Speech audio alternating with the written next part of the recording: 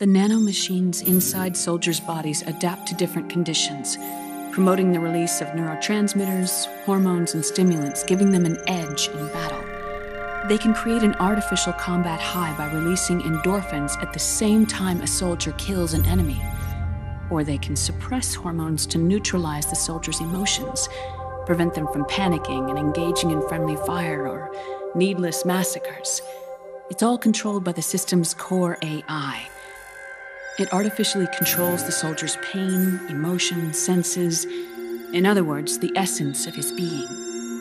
The skyrocketing demands of the war economy have fueled the demand for more soldiers and more fighting. This in turn led to the development of technologies to rapidly improve their combat abilities and control their actions. The system ensures a steady supply of battle-optimized soldiers at a minimum of cost. But you, of all people, must understand, Snake, that unlike combat technique, a soldier's senses can't be taught. They must be earned through experience. Does this have something to do with that test of yours? The goal was to release the soldiers' nanomachines from the system, but we didn't know about the mental control. And the nanomachines went berserk? No. Our test was a success. At least it confirmed our hypothesis at the time. Just as we predicted, the nanomachines stopped functioning, and the PMC soldiers were freed from the grips of the system. But the moment the system stopped, all the pain and fury and sorrow, all the trauma and stress, all the hatred, regret, guilt, all the sensations that had been suppressed were unleashed within their hearts. Their memories, unlike their senses, weren't erased.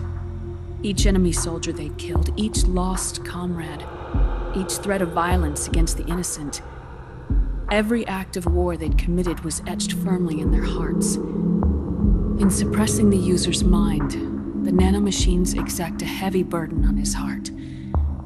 The user's body rejects the nanomachines. This reaction must then be suppressed with drugs. Before the user knows it, his mind is in complete shambles. Snake, remember Frank? Frank Yeager. Gray Fox. They twisted his body for their experiments and nullified his broken heart with nanomachines. SOP has taken it even further and applied it to living human beings. The sins of war these soldiers carried inside them returned to assault them in the form of unimaginable shell shock. The meaning in the system may have changed, but the battlefield hasn't.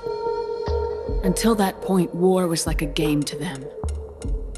And then suddenly, reality came crashing down.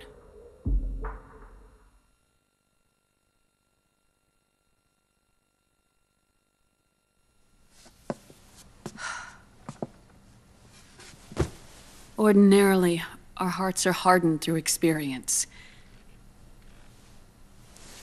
Even the most grizzled veterans live with an inescapable guilt they've had to overcome bit by bit through the years.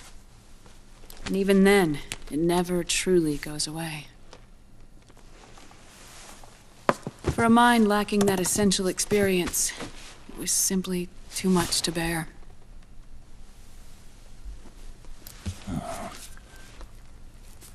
But what about me? I've never been under the system's control.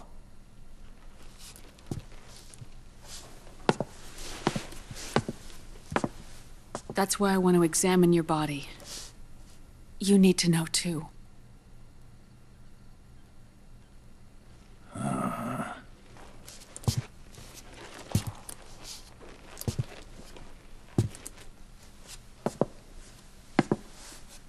All right, Snake. Undress. Snake, what's gotten into you? Hurry up.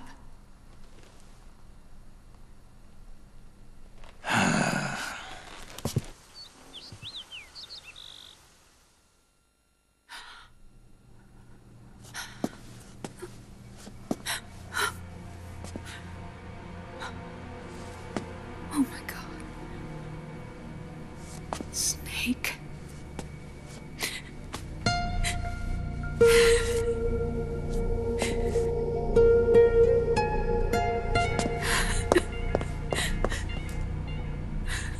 right, let's just get this over with. Yes. Of course. I'm sorry.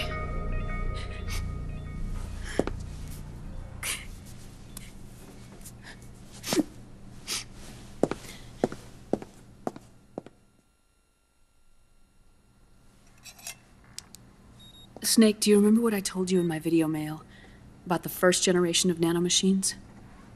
The ones you stuck me with at Moses. Yes.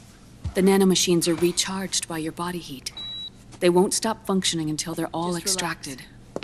Or until you do. Most of them were lost through bleeding and excretion, but around 30% still remain inside your body, attached to your cells. Not finished yet. The first generation were never ID registered, so they don't react in the same way as the SOP nanomachines. Ready? But they may be interfering with your body, and with your heart. So, does the aging have something to do with Fox die too? No. Your telomeres were intentionally set up to be short, regardless of the age of the original. One of the genes that inhibit reproduction and aging, the Clotho gene, was intentionally mutated as well. But more importantly, your chromosomes, like liquids, were provided with terminator genes to prevent them from making copies. Why? Your clones created for one purpose: war. And so, in order to prevent you from being abused by clients or stolen by the enemy, they shortened your lifespan and removed your ability to reproduce. It was a safety device to ensure that the seed of Big Boss didn't end up in the hands of others. The reason you're aging so rapidly isn't because of disease or faulty research or Fox die. It's how you were born. It's your natural lifespan.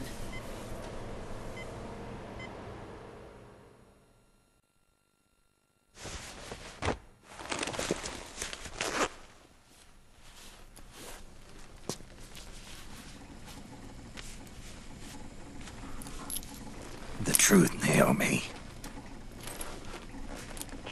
How long is my body gonna hold out? Your cells, blood, organs, nerves, skeletal system, muscle tissue. Every part of your body is aging rapidly. An ordinary man wouldn't even be standing by now. Snake, the only thing keeping you together is the strength of your will. How long do I have? Half a year.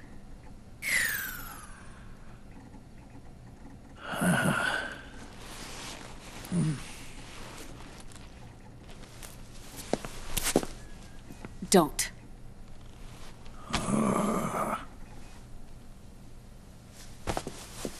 Snake.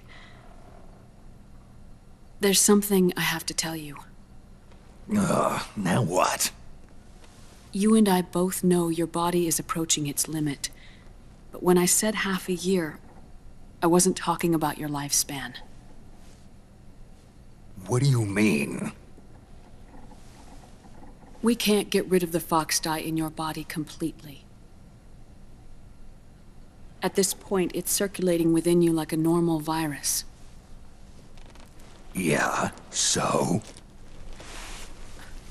Listen to me. Fox dye only kills its victims when the infected person's genetic code fully matches the genetic sequence programmed into the virus's receptors. In other words, it only attacks targets with specific genes. I know. That's what killed the AT president. And Liquid. Yes. And at the same time, it's set up to protect those not designated as targets from the virus's harmful effects. Here. I'll show you.